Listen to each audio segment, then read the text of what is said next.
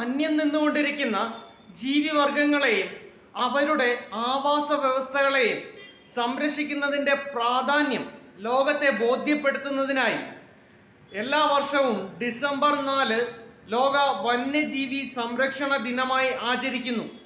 2012 മുതലാണ് ഡിസംബർ 4 ലോക വന്യജീവി സംരക്ഷണ ദിനമായി ആചരിച്ചു തുടങ്ങിയത്. എന്നാൽ ലോക വന്യജീവി ദിനം എന്നാണ് അത് മാർച്ച് മാസം 3-ാം തീയതിയാണ്. 1971 ഇൻഡോ പാക് യുദ്ധം.